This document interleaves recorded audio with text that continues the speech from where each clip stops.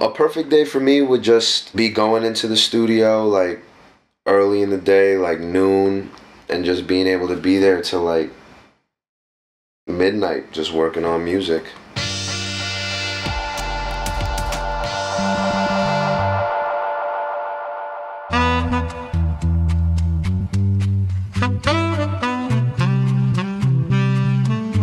What's up? I'm Adrian Lau, surf school artist.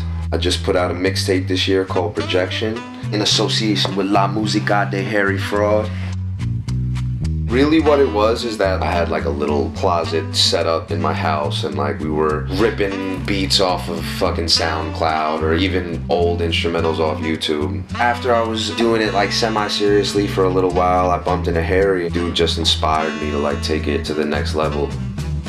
Yeah, we getting ready for the night soon. Light 2, blow it down like a typhoon. Yeah, I want money like tycoons. Girl, that ass got a very low IQ. Being around Harry was the first time that I was like witnessing music being made like from the beginning stages. The whole thing being like an original piece of work, from the making of the beat to like the energy in the studio. You know what I mean? When people are like really creating and everybody is collectively kind of about the same thing. It definitely turned it from like a hobby to more than a hobby for me.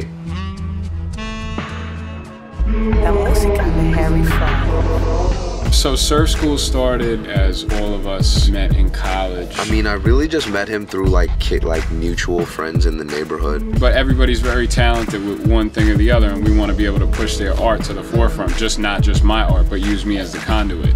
I would just show up to the studio a lot.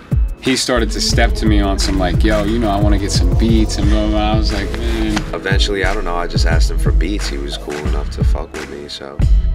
But then every time he'd show me something, the song that he'd do with the beats, I would be like, wow, like, you know, like you're really, this is not just like everybody else that's coming to get beats and shit, like you're fucking these shits up.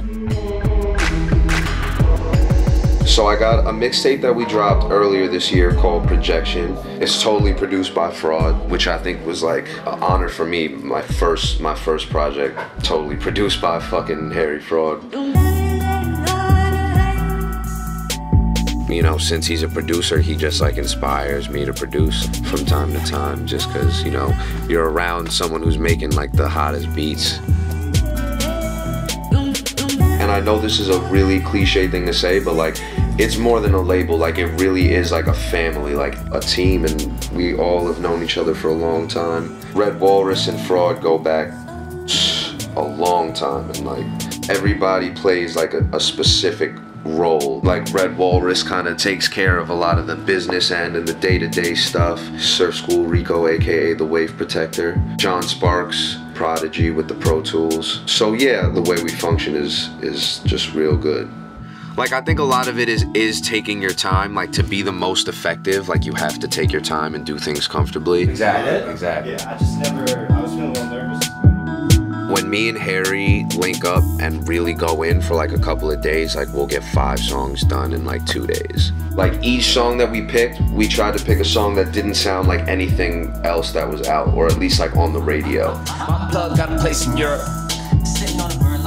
This was another thing that was super inspirational about working with Harry, is like, he kind of taught me the concept of making a project about a concept. You know what I mean? Not just a track list of random hot songs. His mixtape is being featured here and there, and I know part of it is the association with me, but just being associated with me that's not what's getting you there. Like, especially now, like, these guys are fickle. I actually think sometimes being associated with me leaves you open even more to criticism, you know what I'm saying? But when people heard his project, you can't kick her rat. I think it's a lot of fun, and it's something that you could practice every day and constantly exercise that part of your creative brain.